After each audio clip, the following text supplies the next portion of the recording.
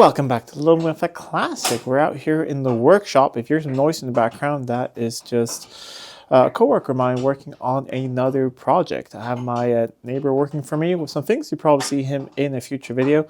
He's right now disassembling front suspension on a Daimler 66 Coupe, which is a big winter project here.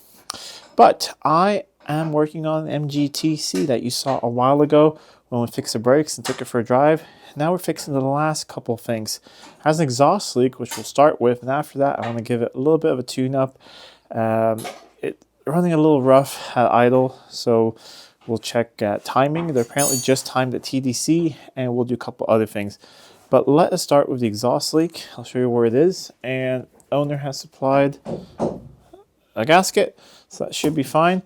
I'll bring you guys in for a closer look, and then we'll try and take all of this apart. Down here is where the exhaust leak is, and it's pretty bad. You can see here on the louvers, you see all the soot.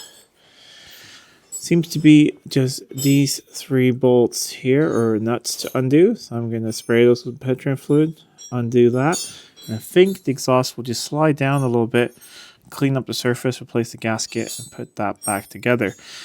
While we're in here, we're going to try and lubricate this starter cable here. It's really, really stiff to pull out to start the engine. So you pull this and that engages the bendix here. So try and lubricate that as well. But until then, I'll hose these down, try and undo those. And we'll see what it looks like once it falls down. If you look closely, you can see all the soot on the block as well. So we'll give it a bit of a blast. See if that can be undone.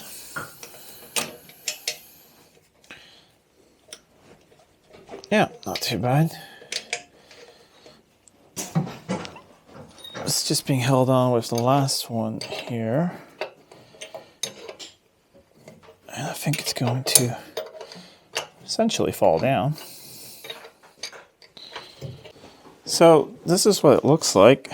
This ring sits in that part of the exhaust and seals towards there, and there's a flat bit up top, and then this gasket apparently sits up there. So everything might not be stock, but I think that's the way we're going to do it. So I'll clean this one up as best as I can with a wire wheel. I'll clean up that area. So I'm going to use some exhaust sealing paste, stick this down, then a little bit of paste on top of here. And I put this up, and that will seal against there and up there. And I think it will be tight. So let me just reassemble this all, and then we'll test fire it and see if it's gas tight this time. It's all together now, so let's see if we have any leaks. Give it some choke. Doesn't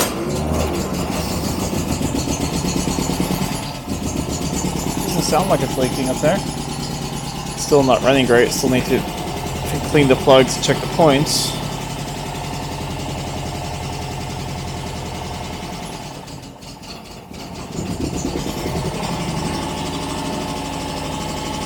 Just let it warm a tiny bit so that the exhaust paste will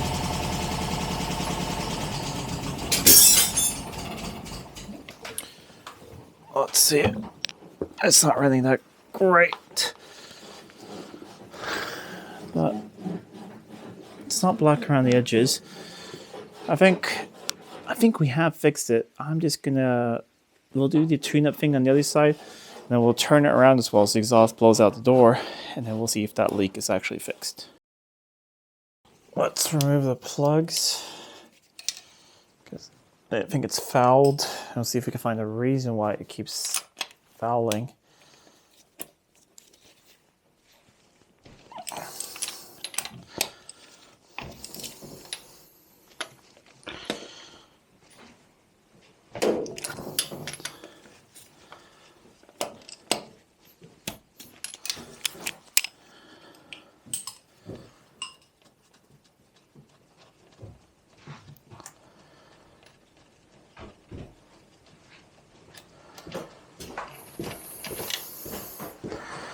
Yeah, it's quite rich.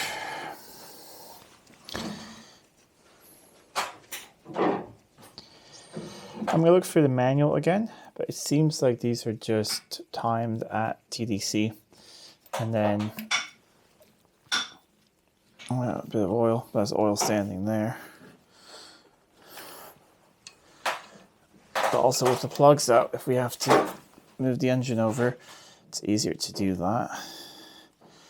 I think there is a starting handle, but we'll probably just put it in gear. We can rock it back and forth and move the engine over if we need to.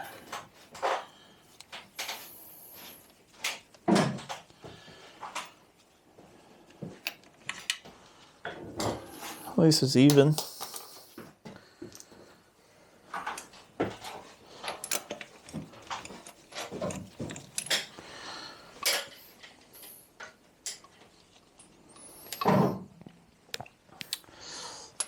I'm not an expert in the history of MGs, but I know that these are the X-Pag engines. And then later you got the A series, I believe, or the B series. Yep, they're all pretty even. Let's pop the cap off.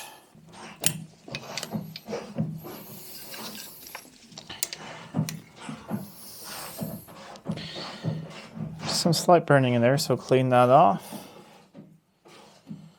We'll clean that as well. Everything looks pretty old in there, but usually old points and condensers are much better quality than new stuff. So I think, and that's pretty good. It's moving. So I'm going to look up the specs for setting the points. We'll do that, clean the plugs, put it back together, see how you check the timing, and hopefully we'll get it up and running nicely. We might have to do a slight carb adjustment, but hopefully it's just a timing issue because, 99% of all carburetor issues are ignition related. All right, so points gap is 10 to 12 thousandths. 10 thousandths feeler gauge here. So all I need to do now is have it in gear. I'm just gonna rock it back and forth until we're on a low. Let's see which way it wants to. With the parking brake off, that was a lot easier. We are basically on a lobe there. These have different cam here, depending on what sort of engine you have and timing things. And yeah, those points are too tight. So I'm going to actually clean them as well with a bit of emery cloth, re-gap them, clean the cap, clean the rotor.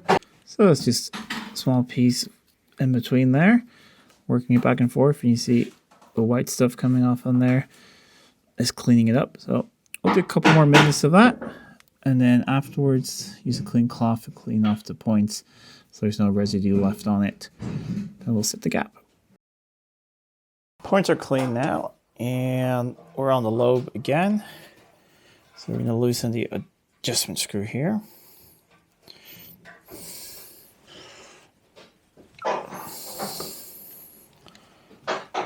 I'd say that's pretty good. Considering it could be 10 to 12 thousandths, we have a 10 a little bit loose in there. I think we should be on the safe side. I'll just grab an oil can, a couple drops in there to lubricate everything, put it back together. I've cleaned up the rotor. I'll clean the plugs, put it back in, and we'll see how it runs then. We'll see if we mess with timing or not, because timing is not going to move. However, the point gap, or really the dwell, will affect timing and how it runs.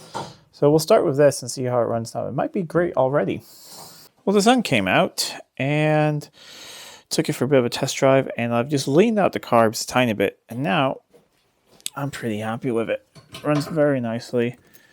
It will idle now.